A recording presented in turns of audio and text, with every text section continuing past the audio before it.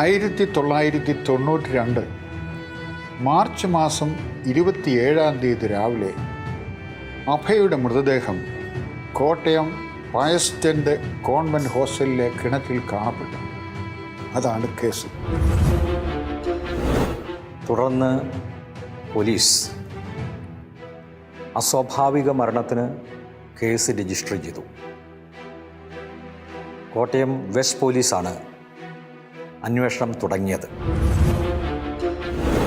സ്ഥലത്തെത്തിയ Kottayam west police സ്റ്റേഷനിലെ ASI Augustine ഈ മൃതദേഹം കണ്ട് ഇൻക്വസ്റ്റ് തയ്യാറാക്കുകയും സാക്ഷികളെ കണ്ടു ചോദിക്കുകയും ചെയ്തു.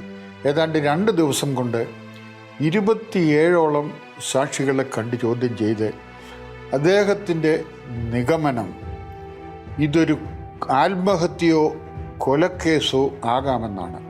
അദ്ദേഹം ഒരിടത്തും ഇതൊരു ആത്മഹത്യയാക്കി തീർക്കാനോ ആത്മഹത്യയാണെന്ന് പറഞ്ഞ് അദ്ദേഹം റിപ്പോർട്ട് ചെയ്യാനോ തയ്യാറായില്ല.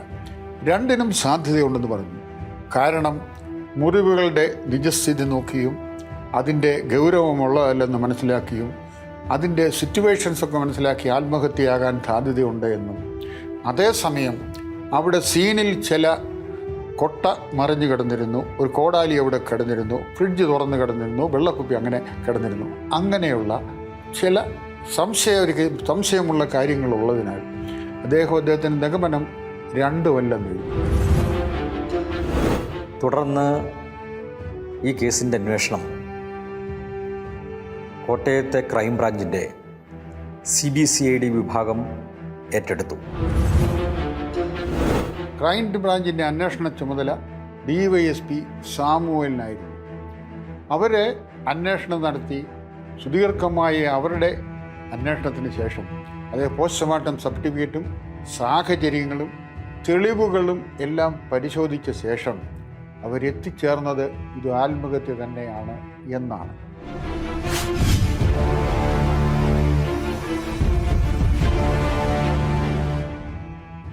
ക്രൈംബ്രാഞ്ചിന് ഇതൊരു ആത്മഹത്യയായിരുന്നുവെന്ന് പറഞ്ഞു തീർക്കാൻ വ്യക്തമായ കാരണങ്ങളുണ്ട്.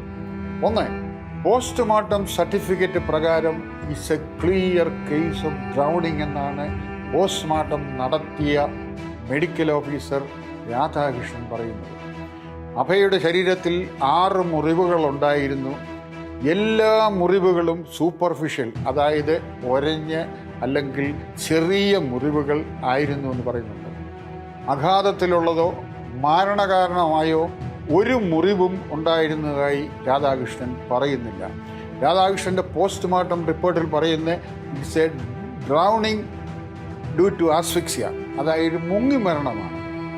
ഈ കേസിൽ വെറ്റ് ഡ്രൗണിങ് ആണ്, അതായത് വെള്ളം കുടിച്ചുള്ള മരണമാണ്. അഭയയുടെ വയറ്റിൽ 300 ml വെള്ളമുണ്ടായിരുന്നു. അഭയയുടെ ലങ്സിലേക്ക് റിബ്സ് പ്രിയേഴ്സ് ചെയ്ത് റിബ്സ് മാർക്കുണ്ടായിരുന്നു.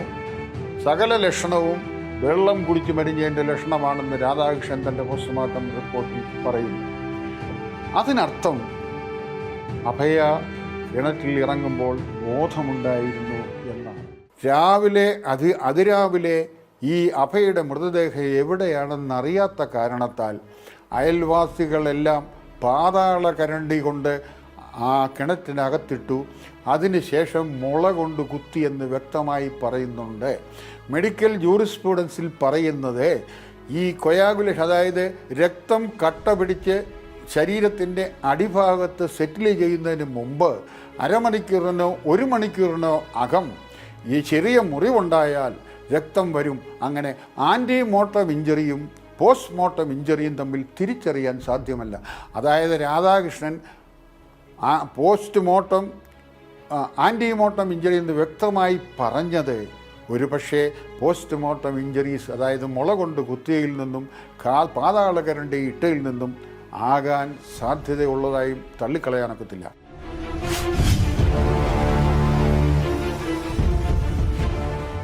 ക്രൈംബ്രാഞ്ച് എത്തിച്ചേർന്ന ഒരു കാര്യം, അഭയയുടെ അമ്മ സ്കിസോഫേനിയ എന്ന് പറയുന്ന തീവ്ര മനോരോഗത്തിന് അടിമയായിരുന്നുവെന്നും ആ മനോരോഗത്തിന് ചികിത്സയ്ക്ക് വിധേയയായിരുന്നുവെന്നും ക്രൈംബ്രാഞ്ചിൻ്റെ അന്വേഷണത്തിൽ ബോധ്യപ്പെട്ടിട്ടുണ്ട്. അതിൻ്റെ തെളിവ് അവരെടുത്തിട്ടുണ്ട്. പിറവത്തുള്ള ജേക്കബ്സ് ക്ലിനിക്ക് എന്ന് പറയുന്ന ക്ലിനിക്കിൽ കഴിഞ്ഞ 20 വർഷത്തോളം മനോരോഗത്തിന് ചികിത്സ നടത്തിയിരുന്നു എന്ന വിധത്തിൽ ക്രൈംബ്രാഞ്ചിൻ്റെ അന്വേഷണം നടത്തിയിട്ടുണ്ട്. ആ ക്രൈംബ്രാഞ്ച് അന്വേഷണം നടത്തിയ സാമുവൽ മരിച്ചുപോയി. അപ്പോൾ ക്രൈംബ്രാഞ്ചിൻ്റെ അത് അവർ സ്വീകരിച്ചിട്ടില്ല. അവർ ഈ ഡോക്ടർ കൊടുത്ത ചീട്ട് കീറിക്കളഞ്ഞിട്ട് അയാളെ ഭയപ്പെടുത്തി. അയാൾ പറഞ്ഞു, ഞാൻ പണ്ട് ലോക്കൽ പോലീസിന് പറഞ്ഞെങ്കിലും ഇവർക്ക് മാനസിക രോഗം വന്നത് പിന്നീടാണ്. ഏതെങ്കിലും ഒരു സൈക്യാട്രിസ്റ്റിനോട് നിങ്ങൾ ചോദിക്കേ, കേരളത്തിലുള്ള ഏതെങ്കിലും സൈക്യാട്രിസ്റ്റിനോട് ചോദിക്കേ, പിന്നീട് വന്നാൽ നേരത്തെ വന്നാലും സ്ക്രിസോഫേനിയ ഇങ്ങനൊരു മാരക രോഗം വന്ന അനന്തരം അവർക്ക് കുടുംബക്കാർക്ക് ഇത്തരം മാനസിക രോഗം വരാൻ സാധ്യതയുണ്ടോ? എത്രത്തോളം സാധ്യതയുണ്ട്? 90% സാധ്യത എന്നുള്ളത് നിഷേധിക്കാനൊക്കെ മാത്രമോ? അഭയുടെ സ്വന്തം അമ്മാവൻ പല പ്രാവശ്യം കിണറ്റിൽ ചാടി ആത്മഹത്യ ചെയ്യാൻ ശ്രമിച്ചതിന് ശേഷം കിണറ്റിൽ അവസാനം ചാടി ആത്മഹത്യ ചെയ്തതായി പിറവം പോലീസ് സ്റ്റേഷൻ ആണെന്ന് തോന്നുന്നു ഒരു കേസ് രജിസ്റ്റർ ചെയ്തിട്ടുണ്ട്. അതിന് FIR എടുത്തിട്ടുണ്ട്. അതിന് ബന്ധപ്പെട്ട രേഖകൾ കോടതിയിൽ ഹാജരാക്കിയിട്ടുണ്ടെന്നാണ് എൻ്റെ വ്യക്തമായ അറിവ്. മൂന്നാമത് ക്രൈംബ്രാഞ്ച് കണ്ടെത്തിയ കാര്യം, അവരുടെ പാട്രിമോണി കൊടുത്തിട്ടില്ല. അതായത് ഒരു മഠത്തിൽ ഒരാൾ ചേരുമ്പോൾ അവർക്ക് കുടുംബത്തിൽ നിന്ന് കൊടുക്കേണ്ട ഒരു വീതം അവർക്ക് കൊടുത്തിട്ടില്ല. അപ്പോൾ അവർക്ക് കൊടുക്കാത്ത വീതം കിട്ടാത്ത കാരണം അവർ മാനസികമായിട്ട് അവർക്ക് പ്രയാസം ഉണ്ടായിരുന്നു. കൂടാതെ അവരുടെ പഠിക്കുന്നതിൽ വളരെ മോശമായിരുന്നു. 8 മാർക്കാണ് കഴിഞ്ഞ പരീക്ഷയ്ക്ക് ലഭിച്ചത്. അങ്ങനെ പല കാരണങ്ങളാർക്കും അവർ ആത്മഹത്യ ചെയ്യാൻ സാധ്യതയുണ്ടെന്ന് പറ്റും. അവരധികമായിട്ട് സംസാരിക്കുന്ന ആളല്ല, കൂടുതൽ ഇടപഴകത്തില്ലായിരുന്നു. അവരുടെ രീതിയും അവരുടെ പെരുമാറ്റ രീതിയും കണ്ടാൽ തന്നെ അവർക്ക് പിന്നീട് ബോധ്യപ്പെട്ടു ഇങ്ങനെയായിരുന്നു.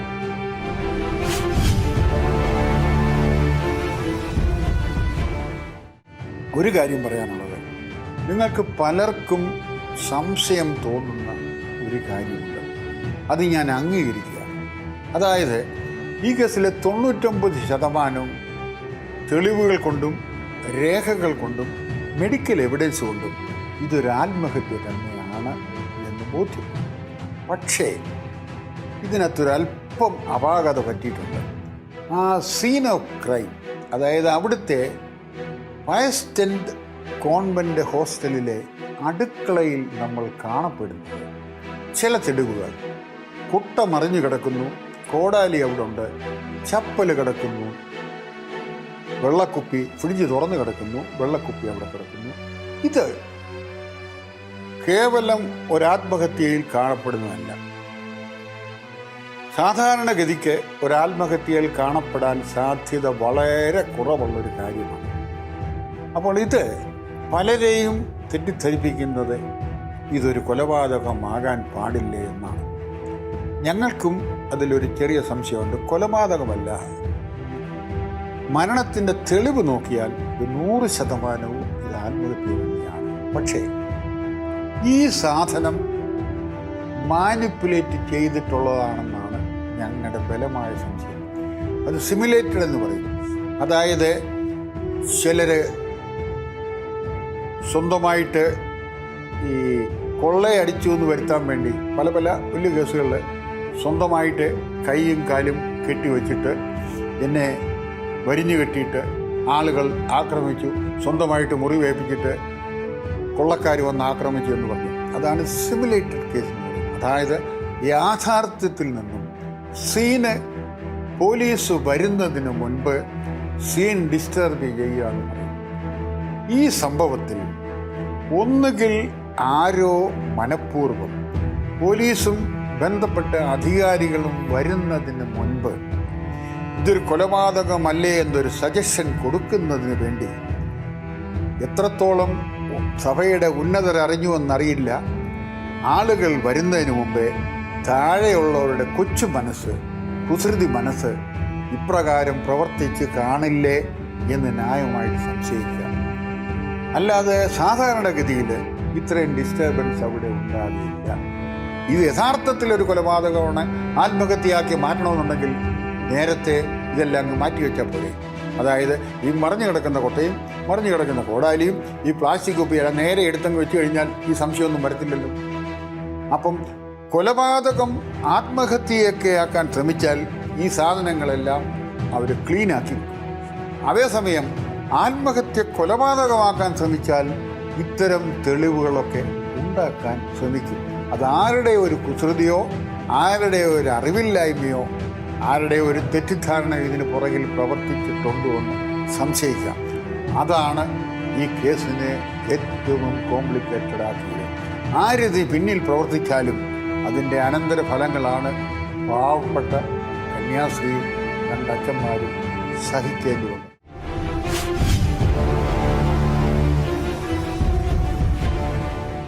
CBIയുടെ കേസ് ഇപ്രകാരമാണ്.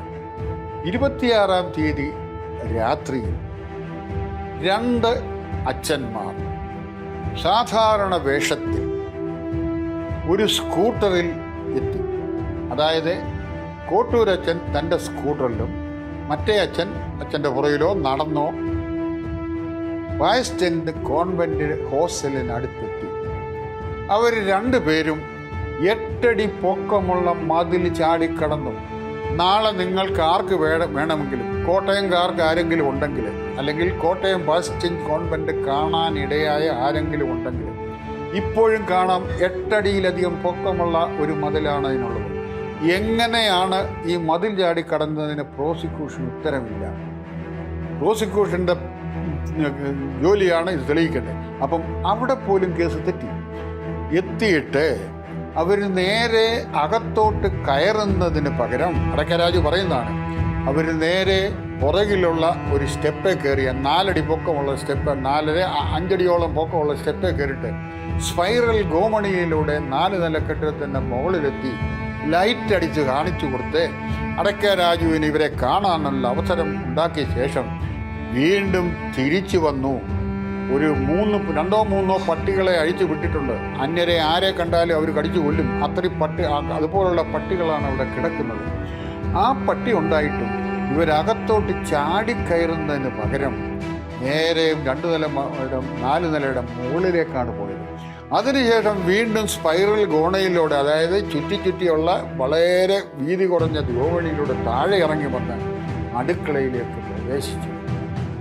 ആരെങ്കിലും അങ്ങനെ ചെയ്യുമോ? അവിഹിത ബന്ധത്തിന് പോകുന്നയാൾ എത്രയും പെട്ടെന്ന് 5 സെക്കൻഡിനകത്ത് അടുക്കളയിൽ കയറേണ്ടതിന് പകരം 15 മിനിറ്റിൽ കൂടുതലെടുത്ത് ലൈറ്റ് അടിച്ച് പരിസരം പതിച്ചു. അത് തന്നെ ഒന്നാമത്തെ തെറ്റ്. ഈ അടുക്കളയെ പറ്റി നമ്മളൊന്ന് മനസ്സിലാക്കണം. ഇതുവരെ പൊതുജനങ്ങൾ എന്താണെന്ന് മനസ്സിലായിട്ടില്ല. വയസ്റ്റെൻഡ് കോൺവെന്റ് ഹോസ്റ്റലിന് 4 നിലയാണ്. അതിൽ താഴത്തെ 3 മുകളിലോട്ടുള്ള നിലയും താഴത്തെ നില ഒരു സെല്ലാറ് പോലെയാണ്. ആ സെല്ലാറിൻ്റെ മധ്യഭാഗത്താണ് ഇതിൻ്റെ സ്റ്റെയർ കേസ്. മുകളിൽ നിന്നും താഴേക്ക് വരുന്നത് മധ്യഭാഗത്താണ്. മധ്യഭാഗത്തിറങ്ങിയാൽ തെക്ക് വശത്തേക്ക് വന്നാൽ തെക്ക് വശത്താണ് അടുക്കള. ഏതാണ്ട് മധ്യഭാഗത്തിനോടടുത്താണ് സിസ്റ്റർ സെഫി താമസിക്കുന്ന അകത്തുനിന്ന് പൂട്ടാവുന്ന സേഫായിട്ടുള്ള ഒരു മുറി. വടക്ക് വശം ഇരുട്ടാണ്. അത് ഏതാണ്ട് 10-30 അടി നീളത്തിൽ കോറിഡോറ് വടക്കോട്ട് കിടക്കുകയാണ്. തെക്കോട്ട് കോറിഡോറ്, അതായത് സെൻട്രൽ മധ്യഭാഗത്ത് വന്നിട്ട് തെക്കോട്ട് വന്നാൽ ചാരിക്കിടക്കുന്ന അടുക്കളയുണ്ട്, ലൈറ്റുണ്ട്. അപ്പോൾ ലൈറ്റ് ഉണ്ടായിരുന്നോ ആരിട്ടെന്ന് അറിയത്തില്ല. ആർക്ക് വേണമെങ്കിൽ വെള്ളം കുടിക്കാനൊക്കെ വരത്തക്കത്തിൽ ലൈറ്റ് അടുക്കള തുറന്നു കിടക്കുകയാണ്. ആ അടുക്കളയിൽ വെച്ചാണ് ഈ 2 അച്ഛന്മാരും ഈ കന്യാസ്ത്രീയുമായിട്ട് സംഭോഗം നടത്തിയെന്ന് പറയുന്നത്. ആ അടുക്കളയുടെ വീണ്ടും തെക്കോട്ടിറങ്ങിയാൽ അടുക്കളയ്ക്ക് ഈ പാത്രങ്ങളൊക്കെ അല്ലെങ്കിൽ വിളമ്പി വെച്ച സാധനം പുറത്തോട്ടെടുക്കാനും വർക്ക് ഏരിയയിൽ നിന്ന് സാധനം ഇങ്ങോട്ടെടുക്കാനും വേണ്ടിയൊക്കെയുള്ള 2 ജനലുകളില്ലാത്ത ഓപ്പണിങ്സ് ഉണ്ട്. കൂടാതെ 2 ജനലുകളുണ്ട്. അപ്പോൾ ഇത്രയും ഓപ്പണിങ്സ് ഉള്ള ഈ അടുക്കളയുടെ വീണ്ടും തെക്കോട്ടിറങ്ങിയാൽ ഒരു ഡോറുണ്ട്. ആ ഡോറിൽ നിന്നും ഇടത്തോട്ട് കിഴക്കോട്ട് പോയാൽ, അതായത് തെക്കോട്ടിറങ്ങി ഇടതുവശം കിഴക്കോട്ട് പോയാൽ ആണ് പുറത്തോട്ടുള്ള ഓപ്പണിങ്, അതായത് അച്ഛന്മാർ കയറി എന്ന് പറയുന്ന ഓപ്പണിങ്. ആ വർക്ക് ഏരിയയിലാണ് കൊട്ട, പിന്നെ കോടാലി, ചെരുപ്പ് അല്ലെങ്കിൽ ഇത്തരം സാധനങ്ങളൊക്കെ അലങ്കോലപ്പെട്ട് കിടന്നിരുന്നു. ഒരു ചെരുപ്പ് ഫ്രിഡ്ജ് വന്നപ്പോൾ വീണ്ടും ആ മുറിയിൽ നിന്ന് വലത്തോട്ട്, അതായത് കിഴക്ക് ഭാഗത്തേക്ക് വീണ്ടും പോയാൽ അടുക്കള കഴിഞ്ഞ 2 മുറിയാണ്. ഒന്ന് വർക്ക് ഏരിയ, വലതുവശം പടിഞ്ഞാറ് ഭാഗത്തായിട്ട് ഒരു ഫ്രിഡ്ജ് വെച്ചിരിക്കുന്ന മുറി. ആ മുറിയിലാണ് ഫ്രിഡ്ജ് ഉള്ളത്. ആർക്കും മുകളിൽ നിന്നും താഴേക്ക് വന്ന് ഫ്രിഡ്ജിനടുത്തേക്ക് പോകണമെന്നുണ്ടെങ്കിൽ അടുക്കളയിൽ കയറി അടുക്കളയിൽ നിന്നും വർക്ക് ഏരിയയുടെ കഥ കറങ്ങി അടുത്ത വലതു ഭാഗത്തിരിക്കുന്ന ഫ്രിഡ്ജിരിക്കുന്ന മുറിയിൽ പോകണം. ഈ അഭയയും ഫ്രിഡ്ജിനടുത്ത് വരുന്നത് അടുക്കളയിൽ നിന്നുമാണ്. അതായത് താഴേക്ക് വന്നു, സ്റ്റെപ്സ് ഇറങ്ങി വന്നു, കോറിഡോറുകളിൽ കൂടെ വന്ന് അടുക്കളയിലെത്തി, അടുക്കളയുടെ തെക്ക് വശത്തുള്ള വർക്ക് ഏരിയയിലെത്തി, വർക്ക് ഏരിയയുടെ വലതുവശത്തുള്ള ഫ്രിഡ്ജിൽ നിന്നും എത്തിയെങ്കിൽ അന്നേരം പുറകോട്ട് തിരിഞ്ഞു നോക്കിയപ്പോൾ അച്ഛന്മാരെയും അഭയെയും കണ്ടു എന്നാണ് പറഞ്ഞത്. അതെങ്ങനെയാണ്? അടുക്കള വഴി മാത്രമേ ഫ്രിഡ്ജിരിക്കുന്ന മുറിയിൽ പോകാൻ കഴിയുകയുള്ളൂ. എങ്കിൽ ഫ്രിഡ്ജിരിക്കുന്ന അടുക്കളയിൽ വന്നപ്പോൾ അച്ഛന്മാർ സംഭോഗം നടത്തുന്ന കണ്ടപ്പോൾ കണ്ണടച്ചോണ്ട് ഇത് കാണണ്ടെന്ന് കരുതി ഫ്രിഡ്ജിരിക്കുന്ന മുറിയിലെത്തി തിരിഞ്ഞു നോക്കിയപ്പോൾ ഇവരെ കണ്ടുവെന്നാണ് കേസ്. അതെങ്ങനെ സംഭവിക്കും? അതാണ് നമ്പർ 1 കള്ളം. വേറൊരു കാര്യം, സിസ്റ്റർ സെഫിക്ക് ഇവിടെ തന്നെ അടച്ചും അടമാനമുള്ള അകത്തു നിന്നും കുറ്റിയിട്ട് പൂട്ടാവുന്ന ഒരു മുറി ഉണ്ടായിരുന്നു. അന്നേ ദിവസം ഈ മുറിയിൽ സിസ്റ്റർ സെഫി തന്നെയായിരുന്നു. എന്തുകൊണ്ട് അച്ഛന്മാരെ ആ അടയ്ക്കാവുന്നതും അകത്ത് നിന്ന് പൂട്ടിടാവുന്നതുമായ ആ മുറി തങ്ങളുടെ സംഭോഗത്തിന് ഉപയോഗിക്കില്ല? അതൊരു ചോദ്യമാണ്. പരീക്ഷാ ദിവസമാണ്. 2:30-3 മണി മുതൽ 4 മണി മുതൽ കുട്ടികളെല്ലാം ഉണർന്നിരുന്ന് പഠിക്കുന്ന സമയമാണ്. ആരും ഈ സമയത്ത് അടുക്കളയിലേക്ക് വരും. അടുക്കള ജോലിക്കാർ രാവിലെ 5 മണിക്കടുത്ത സമയത്ത് പാചകം ചെയ്യാൻ വരും. അവരും വരാൻ സാധ്യതയുണ്ട്, കുട്ടികളും വന്നു ചേരാൻ സാധ്യതയുണ്ട്. അങ്ങനെ പരീക്ഷ ഈ പ്രൊഫസർമാരായ ഈ പ്രതികൾക്കറിയാമായിരുന്നു ഇത് പരീക്ഷാ ദിവസമായിരുന്നു അറിയാമായിരുന്നു. അപ്പോൾ എന്തുകൊണ്ട് ഈ പരീക്ഷാ ദിവസം തന്നെ തങ്ങളുടെ സംഭോഗത്തിനായി ഈ പ്രൊഫസർമാർ തിരഞ്ഞെടുത്തു? എന്തിന് അടുക്കള തന്നെ തിരഞ്ഞെടുത്തു?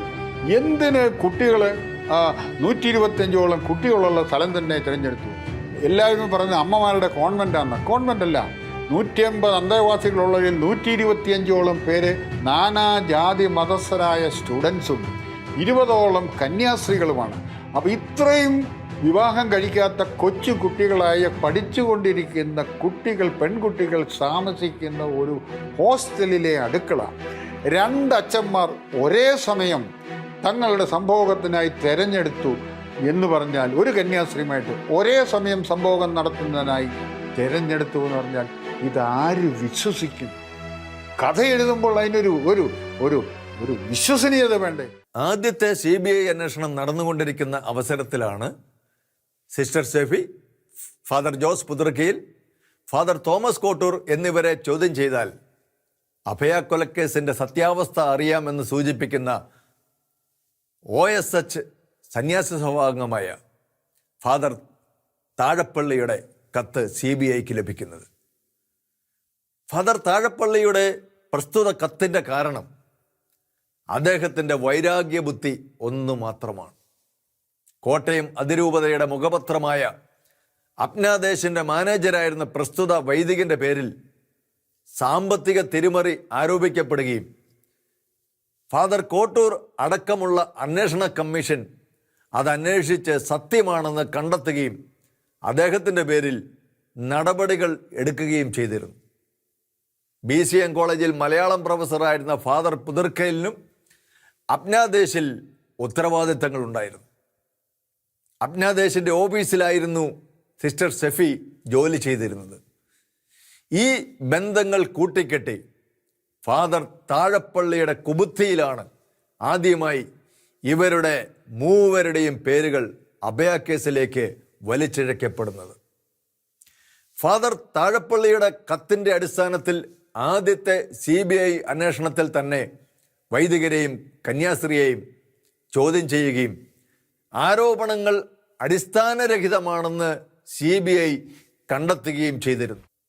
തോമസ് താഴപ്പള്ളി ഇത്തരത്തിൽ വ്യാജ ആരോപണങ്ങൾ ചമയ്ക്കുന്ന വ്യക്തിയാണെന്നും സിബി ജേക്കബ് എന്നയാളെ സ്വഭാവഹത്യ ചെയ്തതിൻ്റെ അടിസ്ഥാനത്തിൽ അദ്ദേഹത്തിനെതിരെ ഏറ്റുമാനൂർ കോടതിയിൽ കേസ് നിലനിൽക്കുന്നുണ്ടെന്നും വൈദികർക്കും കന്യാസ്ത്രീക്കുമെതിരെ താൻ ഉന്നയിച്ച ആരോപണത്തിന് യാതൊരുവിധ തെളിവുകളും തൻ്റെ പക്കലില്ല എന്നും ഫാദർ താഴപ്പള്ളി സമ്മതിച്ചുവെന്നും CBI തങ്ങളുടെ റിപ്പോർട്ടിൽ രേഖപ്പെടുത്തിയിരുന്നു.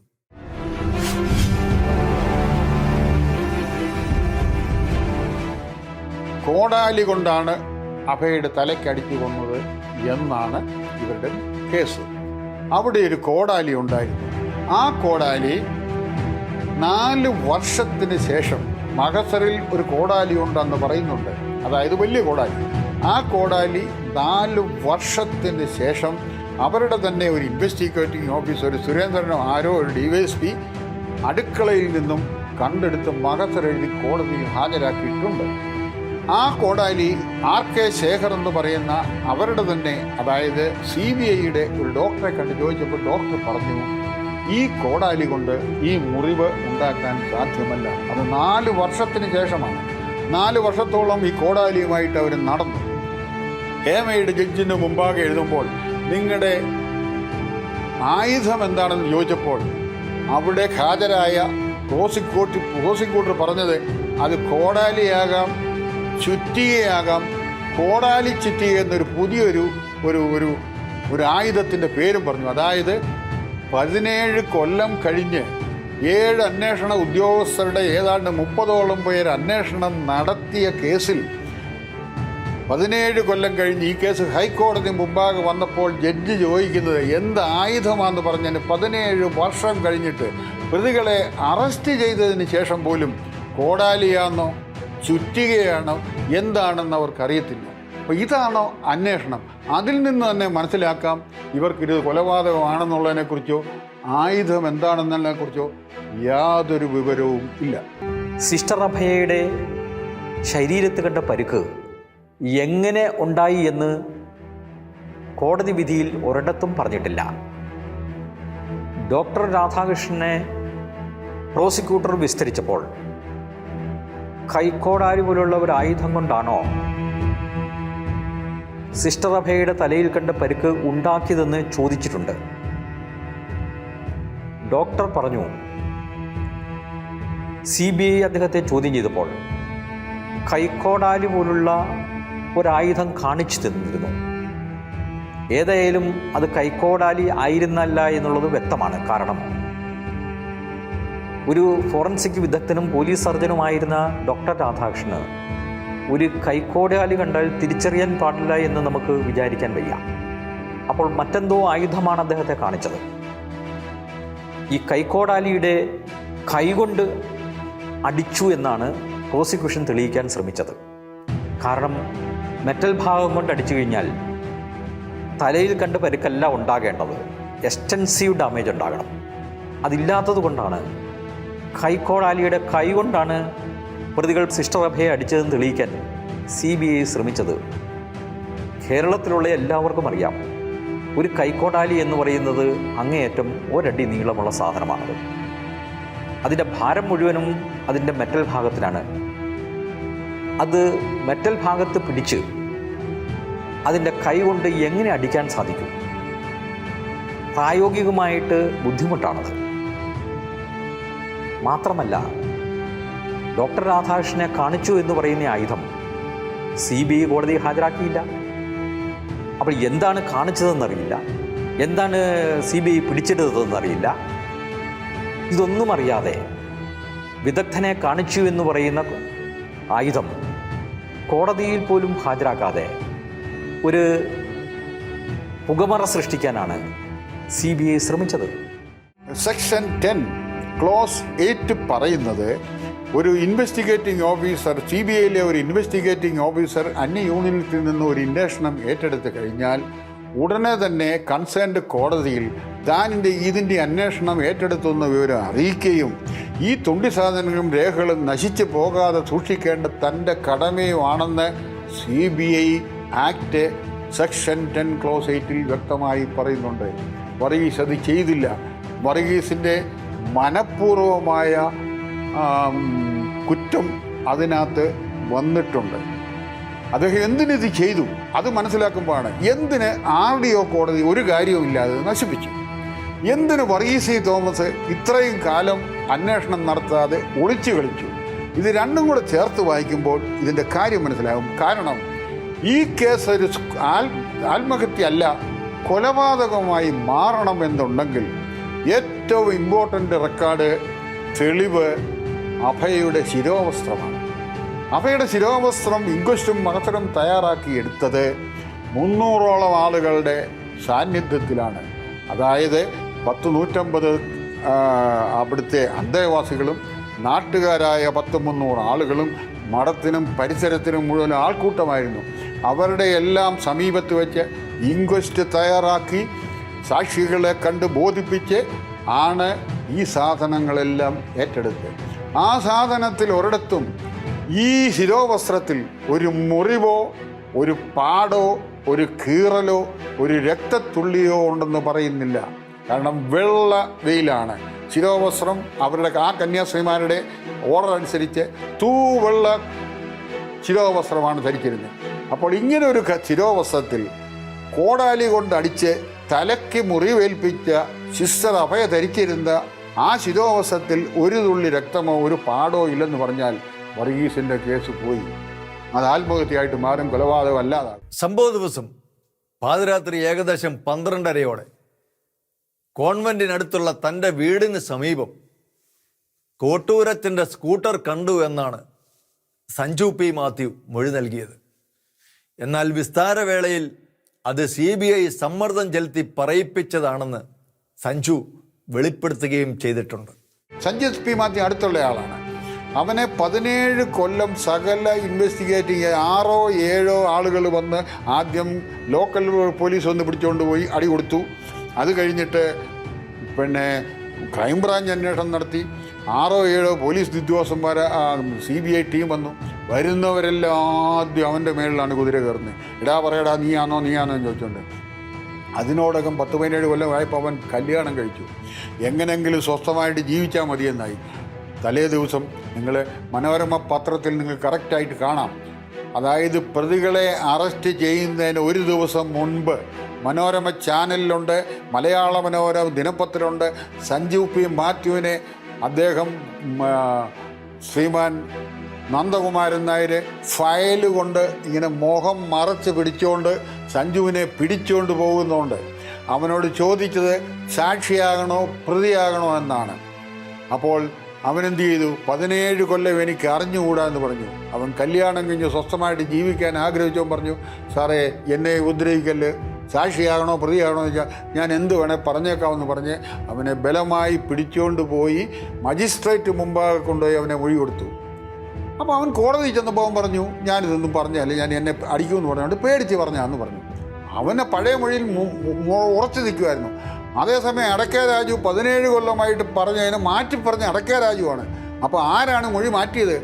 നിയമപ്രകാരവും കോടതി രേഖപ്രകാരം മഠത്തിലമ്മമാരും അല്ലെങ്കിൽ കന്യാസ്ത്രീകളും സഞ്ജുവാണ് മൊഴി മാറ്റിയത്.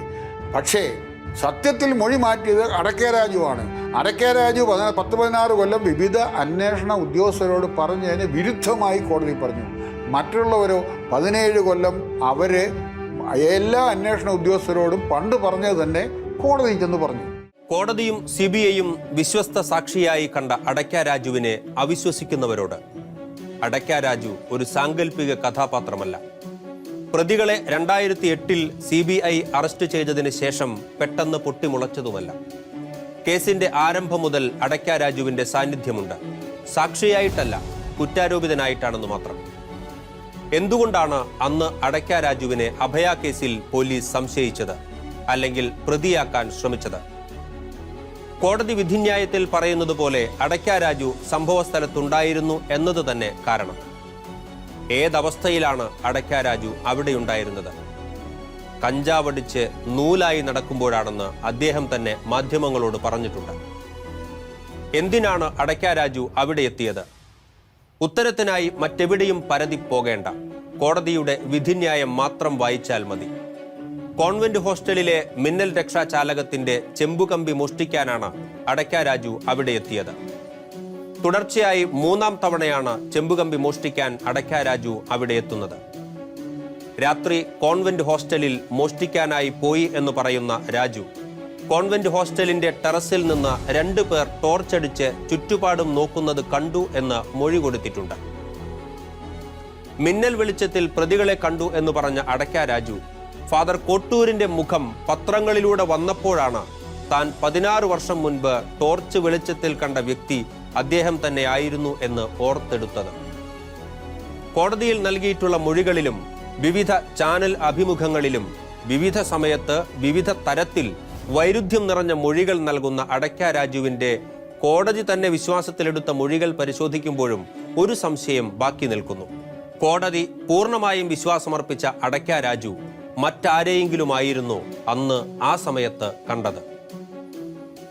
കാണാതായ അഭയയെ അന്വേഷിച്ച് mother superior, sister Merlin, sister Sephy എന്നിവർ മുൻവാതിലിലൂടെ പുറത്തിറങ്ങി ടോർച്ച് തെളിച്ച് അടുക്കളയുടെ ഭാഗത്തേക്ക് വരികയും തുടർന്ന് കന്യാസ്ത്രീകൾ സ്റ്റെയർ കേസ് വഴി ടെറസിലെത്തി അന്വേഷിച്ചുവെന്നും CBI കോടതിയുടെ വിധിന്യായത്തിൽ പറയുന്നുണ്ട്. 2 പേർ ടെറസിൽ നിൽക്കുന്നത് കണ്ടുവെന്നും അവർ എതിർദിശകളിൽ പോയി ചുറ്റും ടോർച്ചടിച്ച് നോക്കുന്നതായി കണ്ടുവെന്നും അടയ്ക്ക രാജു പറഞ്ഞിട്ടുള്ളത് ജസ്റ്റിസ് ഹേമയുടെ ജാമ്യഹർജി തീർപ്പാക്കിയിട്ടുള്ള വിധിയിലുമുണ്ട്. പ്രതികളെ കണ്ട സമയവും സിസ്റ്റേഴ്സ് ടെറസിലേക്ക് അഭയയെ അന്വേഷിച്ച് പോയ സമയവും തമ്മിൽ വലിയ വ്യത്യാസം കാണുന്നുമില്ല. അപ്പോൾ വിശ്വസിക്കാവുന്ന സാക്ഷിയാണെന്ന് കോടതി പറയുന്ന അടയ്ക്ക രാജു കണ്ടത് ആരെയായിരിക്കാനാണ് കൂടുതൽ സാധ്യത? അടയ്ക്ക രാജുവിൻ്റെ മൊഴി എന്ന് പറയുന്നത് അടയ്ക്ക രാജു 1-ാം പ്രതിയെ കണ്ടത് സ്റ്റെയർ കേസ് കയറി പോകുന്നതായിട്ടാണ്. ഇത് പ്രോസിക്യൂഷൻ കേസിന് വിരുദ്ധമാണ്. അതുമാത്രമല്ല, അടയ്ക്ക രാജു ഒരു കാര്യം അസന്ദിഗ്ധമായി പറഞ്ഞു. അടയ്ക്ക രാജു നിന്നിരുന്നത് കോൺവെൻറ്റിൻ്റെ പറമ്പിലായിരുന്നില്ല, കോൺവെൻറ്റിനെ ചേർന്നുള്ള മറ്റൊരു പറമ്പിലായിരുന്നു. അവിടെ നിന്നിരുന്ന കൊക്കയുടെ ചുവട്ടിലായിരുന്നു ഇയാൾ നിന്നിരുന്നത്. അവിടെ നിന്ന് നോക്കിയാൽ 5 നില കെട്ടിടത്തിൻ്റെ മുകളിൽ നിൽക്കുന്ന ആളെ കാണാൻ പറ്റുകയില്ല. അങ്ങേയറ്റം വന്നാൽ പ്രകാശം മാത്രമേ കാണാൻ പറ്റുകയുള്ളെന്ന് അടയ്ക്ക രാജു മൊഴി പറഞ്ഞു. എന്നിട്ടും ഇത് അച്ഛനെതിരെ തെളിവായി കോടതി സ്വീകരിച്ചു. അപ്പോൾ അടയ്ക്ക രാജുവിൻ്റെ മൊഴിപ്രകാരം 1-ാം പ്രതി അച്ഛൻ ടെറസിൽ നിന്നിരുന്നില്ല എന്നും ടെറസിൽ നിന്നിരുന്നാൽ തന്നെ തിരിച്ചറിയാൻ സാധിക്കുമായിരുന്നില്ല എന്നും വളരെ വ്യക്തമാണ്. ഇവിടെ മറ്റൊരു കാര്യം പ്രസക്തമാണ്. അടയ്ക്ക രാജു അതിനു മുമ്പ് ഒരിക്കലും 1-ാം പ്രതി വൈദികനെ കണ്ടിട്ടേ ഉണ്ടായിരുന്നില്ല. അങ്ങനെ ഒരാളെ എങ്ങനെ അടയ്ക്ക രാജുവിന് ഈ രാത്രിയിൽ അദ്ദേഹം അടിക്കുന്ന ടോർച്ചിൻ്റെ വെളിച്ചത്തിൽ കാണാൻ സാധിക്കും? മറ്റൊരു യുക്തിയില്ലായ്മ. ടോർച്ച് വൈദികൻ 5-ാം നിലയുടെ മുകളിൽ നിന്ന് അടിച്ചു കഴിഞ്ഞാൽ അടയ്ക്ക രാജുവിന് എങ്ങനെ വൈദികനെ കാണാൻ സാധിക്കും? വൈദികന് അടയ്ക്ക രാജു താഴെയുണ്ടെങ്കിൽ ഒരുപക്ഷെ കാണാൻ സാധിക്കുമായിരുന്നു. അതല്ലെങ്കിൽ വൈദികൻ ടോർച്ച് അദ്ദേഹത്തിൻ്റെ മുഖത്തിന് നേരെ തിരിച്ച് തെളിയിക്കണമായിരുന്നു. അങ്ങനെ ഒരു കേസ് പ്രോസിക്യൂഷനില്ല.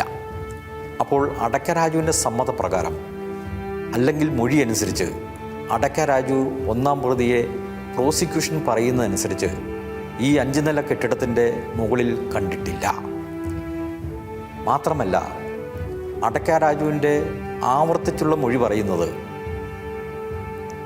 1-ാം പ്രതിയെ കണ്ടത് സ്റ്റെയർ കേസ് കയറി പോകുന്നതായിട്ടാണ്. ഇത് 3 വിസ്താരത്തിലും, അതായത് ആദ്യം പ്രോസിക്യൂട്ടർ വിസ്തരിച്ചപ്പോഴും, പ്രതിഭാഗം ക്രോസ് എക്സാമിനേഷൻ ചെയ്തപ്പോഴും, വീണ്ടും പ്രോസിക്യൂട്ടർ ചോദിച്ചപ്പോഴും ഈ സാക്ഷി ആവർത്തിക്കുകയാണ് ചെയ്തത്. ഇതിന് വിപരീതമായിട്ടാണ് കോടതിയുടെ കണ്ടെത്തൽ. കോടതി പറഞ്ഞു അടയ്ക്ക രാജു ടെറസിൻ്റെ മുകളിൽ 1-ാം പ്രതി നിൽക്കുന്നത് കണ്ട് തിരിച്ചറിഞ്ഞുവെന്ന്. മറ്റൊരു കാര്യം കൂടെ നോക്കുക. അടയ്ക്ക രാജു 5 മണി വരെ, അതായത് 5 മണിക്ക് സൈറൻ കേൾക്കുന്നത് വരെ ഈ മതിലിന് ചേർന്ന് തൊട്ടടുത്ത വസ്തുവിൽ പമ്മിയിരുന്നുവെന്നാണ് മൊഴി കൊടുത്തിരിക്കുന്നത്.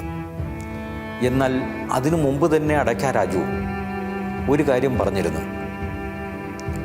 ടോർച്ചിൻ്റെ വെളിച്ചം കണ്ടപ്പോൾ മോഷ്ടാവിനെ പിടിക്കാൻ വന്നവരാണെന്ന് കരുതി അടയ്ക്ക രാജു ഉടൻ തന്നെ സ്ഥലം വിട്ടു.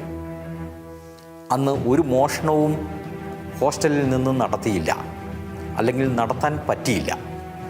ഇത്ര വ്യക്തമായി മൊഴി പറഞ്ഞ അടയ്ക്ക രാജുവിനെ ഈ സംഭവത്തെക്കുറിച്ച് കോടതി കണ്ടെത്തിയിരിക്കുന്നത് അടയ്ക്ക രാജു ഹോസ്റ്റലിൻ്റെ മുകളിൽ കയറി ചെമ്പ് തകിട് മോഷ്ടിച്ചു എന്നാണത്. അടയ്ക്ക രാജുവിന് പോലും അങ്ങനെ ഒരു കേസില്ല. നേരെ മറിച്ച് അന്ന് മോഷ്ടിക്കാൻ സാധിച്ചില്ലെന്നാണ് പറഞ്ഞിരിക്കുന്നത്.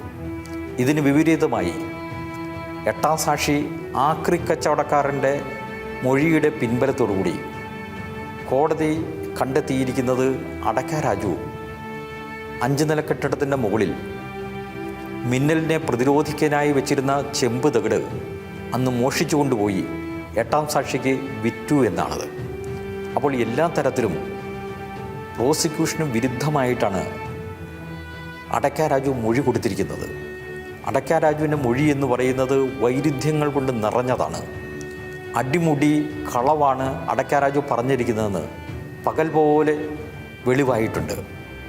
എന്നിട്ടും ജഡ്ജ്മെൻറ്റിൽ പറയുന്നത് അടയ്ക്ക രാജുവിൻ്റെ വിശ്വസനീയതയെ ഒരു തരത്തിലും പ്രതിഭാഗത്തിന് കുലുക്കാൻ പോലും സാധിച്ചില്ല എന്നാണ്. യഥാർത്ഥത്തിൽ വേരോടെ അടയ്ക്ക രാജുവിൻ്റെ മൊഴി പ്രതിഭാഗം അഭിഭാഷകർ പിഴുതെറിയുകയാണ് ചെയ്തത്. എന്തുകൊണ്ടാണ് ഇങ്ങനെയൊരു പെശക് ഈ വിധിയിൽ വന്നിരിക്കുന്നതെന്ന് നമുക്ക് മനസ്സിലാകുന്നില്ല. രാജു മാധ്യമങ്ങൾക്ക് നൽകിയ അഭിമുഖങ്ങളിലും നേരിട്ട് കണ്ടു എന്ന് രാജു പറയുന്ന കാര്യങ്ങളിലും ഈ വ്യക്തതയില്ലായ്മയും അറിവില്ലായ്മയും നമുക്ക് ബോധ്യപ്പെടും. കാരണം ആർക്കോ വേണ്ടി പഠിച്ചു പറഞ്ഞ മൊഴികളാണല്ലോ കോടതിയിൽ അവതരിപ്പിക്കപ്പെട്ടത്. അതെ, രാജു നിഷ്കപടനാണ്. അതുകൊണ്ട് തന്നെയാണല്ലോ ഇത്തരം പിഴവുകൾ അദ്ദേഹത്തിന്റെ സംസാരത്തിലുടനീളം സംഭവിക്കുന്നത്. ഒരു വാർത്തയില് ഇങ്ങനെ അവിടുത്തെ ചെമ്പ് കമ്പി മോഷ്ടിക്കാനാണ് കയറിയത്. അത് കോടതിയിൽ പറഞ്ഞു. കോടതിയിൽ അങ്ങനെ എന്നോട് പറയിപ്പിച്ചതല്ലേ? കാരണം ഞാൻ കണ്ടമാനം പീഡനം ഇതിനകത്ത് അനുഭവിച്ച ഒരാളാ. രണ്ടുപേരും ഈ പറയുന്ന ഇപ്പൊ അറസ്റ്റ് ചെയ്ത ആൾക്കാരെ തന്നെയാണോ കണ്ടത്? ജോസ് പൂത്രക്കയും ഈ വലിയ കണ്ണൂർ, ഈ കണ്ണുള്ളതിന്റെ പേരാണ് കോട്ടൂരും, പിന്നെ സെബി. ഞങ്ങൾ പടമൊക്കെ കഴിഞ്ഞ് ഞാൻ അതിലേ വരുന്ന. അപ്പൊ അങ്ങനെ വന്ന് ആണ് ഞാനിത് കാണുന്നത്. ആദ്യമേ ഒരു പെണ്ണിനെ കണ്ട, ഈ തലയിൽ ഈ പട്ടയിൽ പോയിട്ട് ഒരാളെ കണ്ടു. അത് കഴിഞ്ഞപ്പം വേറെ ഒരാൾ കുപ്പായ ഇട്ട് ഇങ്ങോട്ട് മാറുന്നതാണ് ഞാൻ കണ്ടത്. അത് കണ്ട രണ്ടുപേരും കറച്ചു. അന്നൊന്നും ഞാൻ ഈ കള്ളു കുടിക്കുന്ന ആളൊന്നുമല്ല, കഞ്ചാവ് വലിച്ച് ഇങ്ങനെ രാത്രി ഇങ്ങനെ അടിച്ച് നൂലായിട്ട് അതിലൊക്കെ നടക്കും. അങ്ങനെ പോയി എൻ്റെ കണ്ണിൽ പെട്ടതാണ്. എന്നിട്ട് ഇവർ എന്നെ കളനുമാക്കി. മനസ്സിലായോ? രാജുവിന്റെ മൊഴികളും രാജുവുമായി മാധ്യമങ്ങൾ നടത്തിയ അഭിമുഖങ്ങളും കണ്ടവരിൽ വീണ്ടും ചില സംശയങ്ങൾ ഉയരുകയാണ്. രാജു 3 പേരെയാണോ അതോ 2 പേരെയാണോ സംഭവ സ്ഥലത്ത് കണ്ടത്?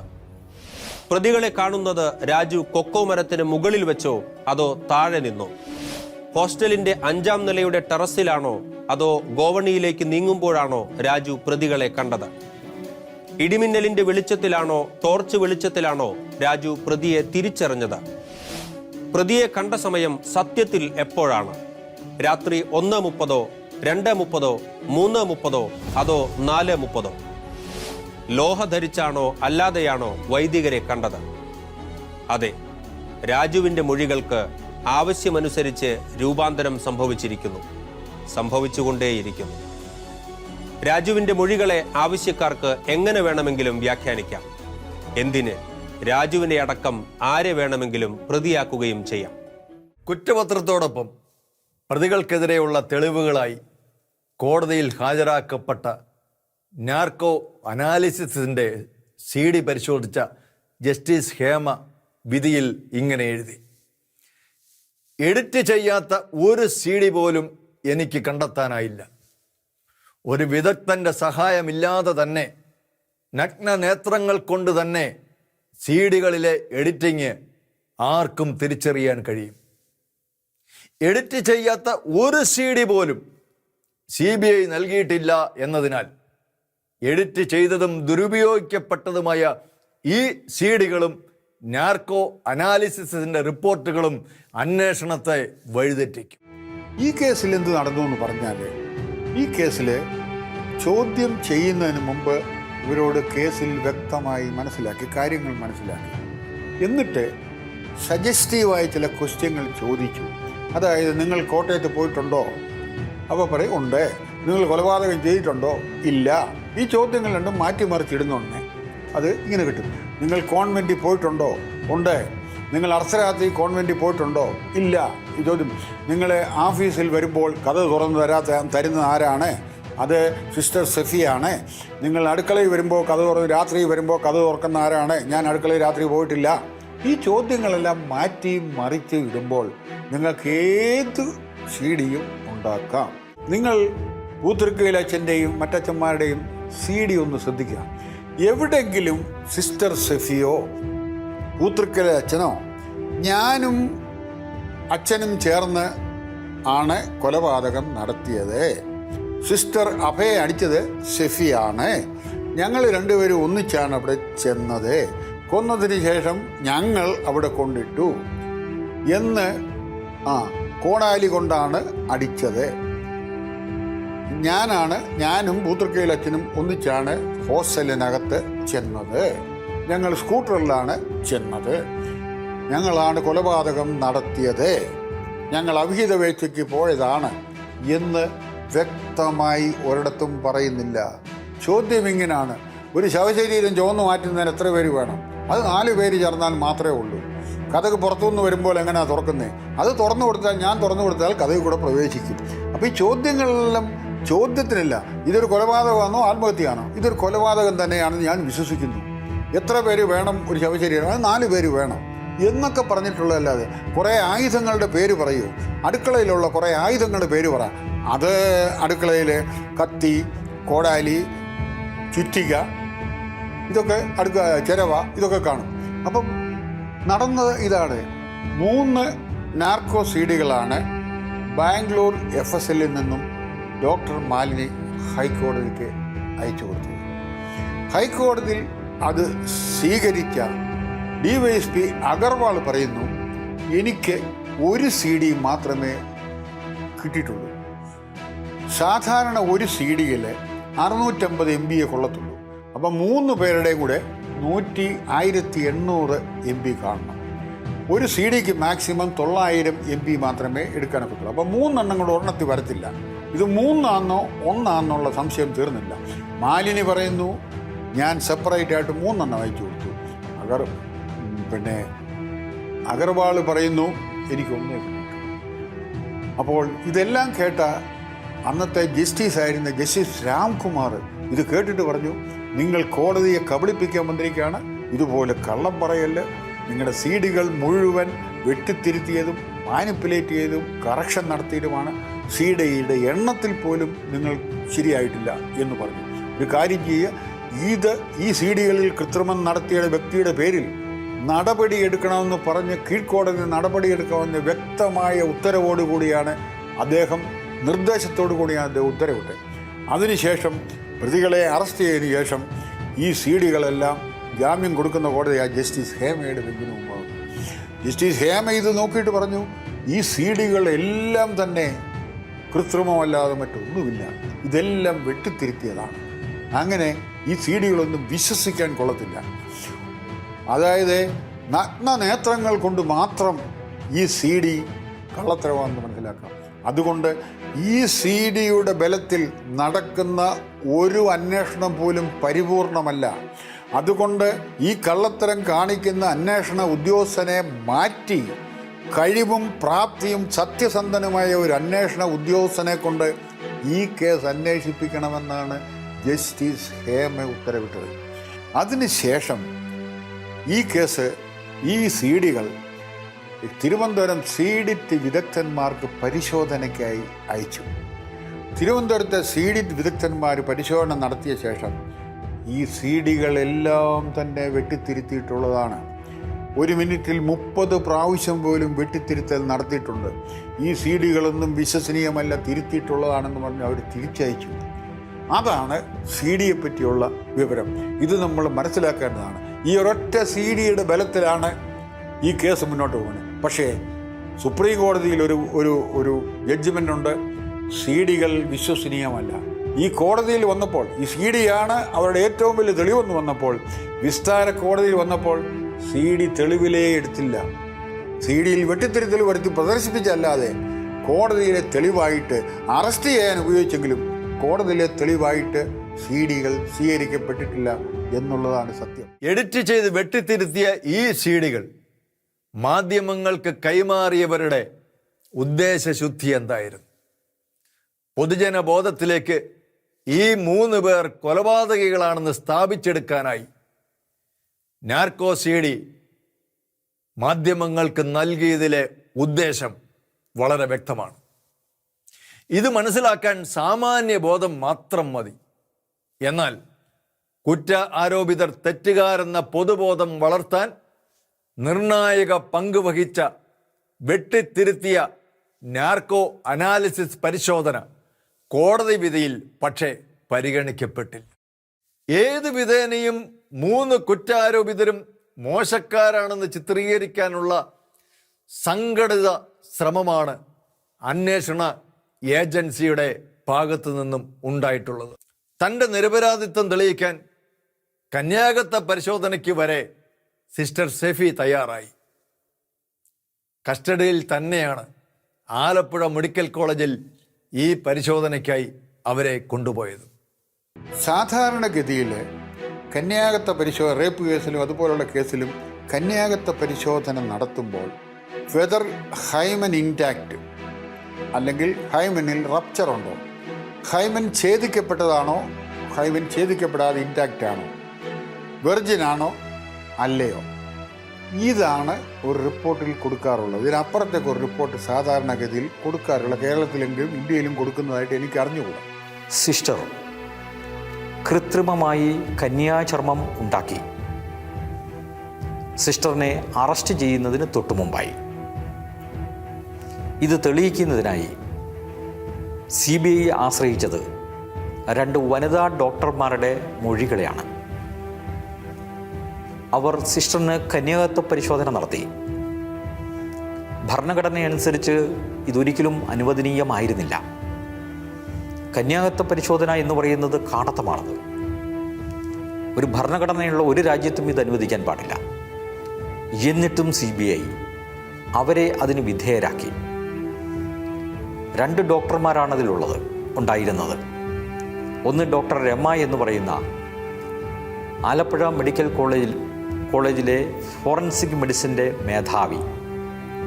രണ്ടാമത്തത് ആ കോളേജിലെ തന്നെ ഗൈനക്കോളജി വിഭാഗത്തിൻ്റെ മേധാവി ഡോക്ടർ ലളിതാംബിക കരുണാകരൻ. ഇവർ 2 പേരും ചേർന്ന് ഒരു റിപ്പോർട്ട് കൊടുത്തു. അവരുടെ റിപ്പോർട്ടിലും മൊഴിയിലും കൃത്യമായി പറഞ്ഞിട്ടുണ്ട് സിസ്റ്ററിൽ കന്യാചർമ്മം അതുപോലെ കാണപ്പെട്ടു എന്ന്. ഇൻടാക്റ്റ് എന്നാണ് പറഞ്ഞിരിക്കുന്നത്. അങ്ങനെ ഇൻടാക്റ്റ് ആണെന്ന് കണ്ടു കഴിഞ്ഞാൽ അവർ കന്യകയല്ല എന്ന്, അല്ലെങ്കിൽ അവർ കൃത്രിമമായി കന്യാചർമ്മം വെച്ച് പിടിപ്പിച്ചതാണെന്ന് CBI തെളിയിക്കാത്തിടത്തോളം കാലം അവർ കന്യകയാണെന്ന് കോടതി പ്രഖ്യാപിക്കണം.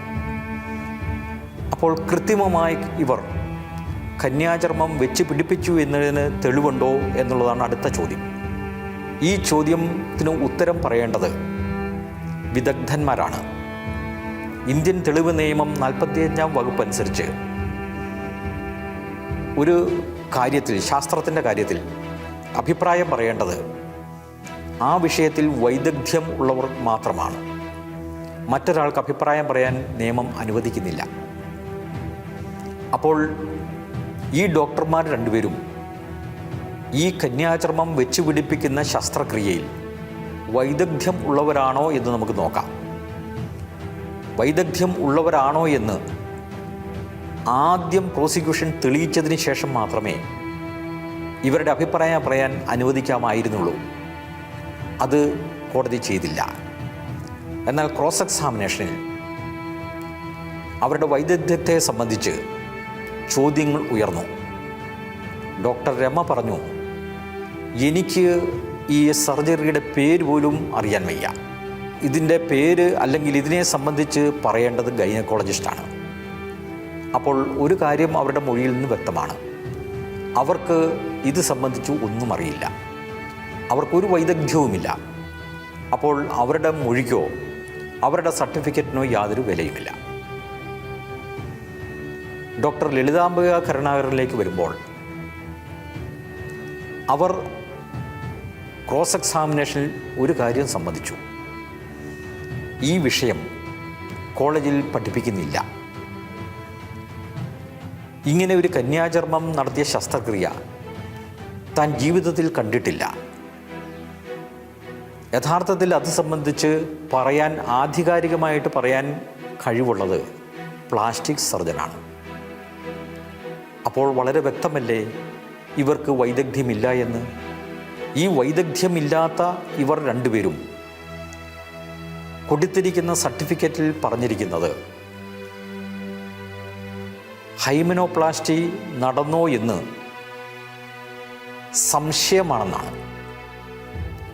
അല്ലെങ്കിൽ ഹൈമനോപ്ലാസ്റ്റി നടന്നിരിക്കാം, പക്ഷേ അതിനു മുമ്പ് അവരൊരു കാര്യം വ്യക്തമാക്കിയിരുന്നു. സർജറി എന്നെഴുതി ഒരു ക്വസ്റ്റ്യൻ മാർക്ക് ഇട്ടിരുന്നു സർട്ടിഫിക്കറ്റിൽ. അതിൻ്റെ അർത്ഥം ഇതാണത്: സർജറി നടക്കുകയോ നടക്കാതിരിക്കുകയോ ചെയ്യാൻ ഞങ്ങൾക്കറിയില്ല. അവരുടെ ഈ വിഷയത്തിലുള്ള അറിവില്ലായ്മയാണ് അവർ കാണിച്ചിരിക്കുന്നത്. അപ്പോൾ സർജറി നടന്നോ എന്ന് പോലും അറിയില്ലാത്ത ഡോക്ടർ ഹൈമനോപ്ലാസ്റ്റി നടന്നിരിക്കാം എന്ന് സർട്ടിഫിക്കറ്റിൽ എഴുതി വച്ചിരിക്കുന്നത് തീർച്ചയായിട്ടും സ്വീകരിക്കാവുന്നതല്ല. അതിനുശേഷം ഡോക്ടർ ലളിതാംബിക കരുണാകരൻ മൊഴിയിൽ ഒരു കാര്യം വ്യക്തമായി പറഞ്ഞു: കന്യാചർമ്മം പുനഃസ്ഥാപിച്ചുവെന്ന് ഞാൻ പറഞ്ഞിട്ടില്ല, അല്ലെങ്കിൽ ഞങ്ങൾ പറഞ്ഞിട്ടില്ല. അപ്പോൾ ഡോക്ടറുടെ മൊഴി എന്താണത്? ഡോക്ടർ മൊഴി പറയുന്നത് കന്യാചർമ്മം വെച്ച് പിടിപ്പിച്ചു എന്ന് ഞങ്ങൾ പറഞ്ഞിട്ടില്ല. ശരി തന്നെയാണ്, സർട്ടിഫിക്കറ്റ് പോലും പറഞ്ഞിട്ടില്ല. അവർക്കറിവില്ലാത്ത ഒരു വിഷയത്തിൽ ആയിരിക്കാമെന്നാണ് അവർ പറഞ്ഞിരിക്കുന്നത്. പക്ഷേ കോടതിയുടെ കണ്ടെത്തൽ എന്താണത്? ഈ ഡോക്ടർമാരുടെ മൊഴിയിൽ നിന്ന് വളരെ വ്യക്തമാണ് മൂന്നാം പ്രതി കന്യാചർമ്മം വെച്ച് പിടിപ്പിച്ചു എന്നുള്ളത്. ഇങ്ങനെ എങ്ങനെ വിധിയിൽ പറയാൻ സാധിക്കും? ഒരടിസ്ഥാനവുമില്ലാതെയാണ് കന്യാചർമ്മം വെച്ച് പിടിപ്പിച്ചു എന്ന് വിധിയിൽ എഴുതിയിരിക്കുന്നത്. അപ്പോൾ മൂന്നാം പ്രതി കന്യാസ്ത്രീക്കെതിരായിട്ടുള്ള മൂന്നാമത്തെ സാഹചര്യവും ഒരു തരത്തിലും നിലനിൽക്കുകയില്ലാത്തതാണ്. 3 പേർ തമ്മിൽ നടന്ന ലൈംഗിക ബന്ധത്തിന് ദൃക്സാക്ഷിയായതിനാൽ അതുകൊണ്ട് മാത്രമാണ് അഭയ കൊല്ലപ്പെട്ടത് എന്ന തിയറി നിലനിൽക്കണമെങ്കിൽ ഏത് വിധേനയും സിസ്റ്റർ ഷെഫി കന്യകയല്ല എന്ന് സ്ഥാപിക്കേണ്ടതായി വന്നു. അങ്ങനെയാണ് ഒരു വിധത്തിലും വിശ്വാസയോഗ്യമല്ലാത്ത ഹൈമനോപ്ലാസ്റ്റി എന്ന കെട്ടുകഥ സൃഷ്ടിക്കപ്പെട്ടത്. ഞാൻ ഈ വിധി വായിക്കുകയും വിധിക്ക് അടിസ്ഥാനമായിട്ടുള്ള സാക്ഷികളുടെ മൊഴിയും കോടതി തെളിവായി സ്വീകരിച്ചിട്ടുള്ള രേഖകളും പരിശോധിക്കുകയും ചെയ്തു. അപ്പോൾ ഒരു കാര്യം എനിക്ക് ബോധ്യമായി: ഇതിൻ്റെ അകത്ത് അടിസ്ഥാനപരമായിട്ടുള്ള ഒരുപാട് പിഴവുകൾ വന്നിട്ടുണ്ടെന്ന്. ആ പിഴവുകളുടെ അടിസ്ഥാനത്തിൽ ഈ കേസിൻ്റെ വിധി വിശകലനം ചെയ്യുകയാണെങ്കിൽ ഒരു കാര്യം ബോധ്യമാകും: ഇതിൻ്റെ റിപ്പോർട്ട് തന്നെ, അല്ലെങ്കിൽ പോലീസിൻ്റെ റിപ്പോർട്ടിൽ ആശ്രയിച്ചിട്ടുള്ള തെളിവുകൾ തന്നെ ഒട്ടും വിശ്വസനീയമായിരുന്നില്ല. പലതും സാങ്കല്പികമായിരുന്നു. കേസ് വിചാരണയിലേക്ക് വന്നു കഴിഞ്ഞപ്പോൾ CBI ആശ്രയിച്ച സാക്ഷികൾ യഥാർത്ഥത്തിൽ CBIയെ പിന്തുണയ്ക്കുന്നതിൽ വീഴ്ച വരുത്തി. എന്നിട്ട് പോലും വിധി പ്രതികൾക്ക് അനുകൂലമായി വന്നില്ല എന്നുള്ളതാണ് യാഥാർത്ഥ്യം. ആര് വിചാരിച്ചാലും സത്യത്തെ തടഞ്ഞു വെക്കാനൊക്കത്തില്ല. സത്യം കുറേ എന്നും നിലനിൽക്കും. കുറേ ആളുകളെ കൂടുതൽ നാളേക്ക് കബളിപ്പിക്കാനും കൂടുതൽ ആളുകളെ കുറച്ച് നാളത്തേക്ക് കബളിപ്പിക്കാനും, പക്ഷേ എല്ലാ ആളുകളെയും എല്ലാ കാലത്തും കബളിപ്പിക്കാനൊക്കെ സത്യം പുറത്തു വന്നിരിക്കും. തീർച്ചയായിട്ടും നമുക്ക് പ്രതീക്ഷിക്കാം സത്യം പുറത്തു വരട്ടെ. നമുക്ക് സത്യം വരുമെന്ന് കാത്തിരിക്കാം. തികച്ചും ദുർബലവും നിലനിൽക്കാൻ സാധ്യതയില്ലാത്തതുമെന്ന് കരുതാവുന്നതുമായ തെളിവുകളുടെ അടിസ്ഥാനത്തിൽ ജീവപര്യന്തം ശിക്ഷയ്ക്ക് വിധിക്കപ്പെട്ട 2 പേർ. അവരിൽ ഒരാൾ ക്യാൻസർ രോഗത്തിന്റെ മൂർധന്യാവസ്ഥയിലുള്ള 73-കാരൻ.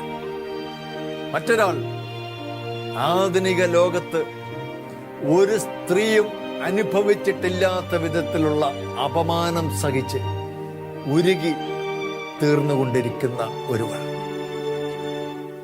ഇവർക്ക് നീതി ഇനിയും വൈകരുത്. ഇനിയും പറയുവാൻ ഏറെയുണ്ട്.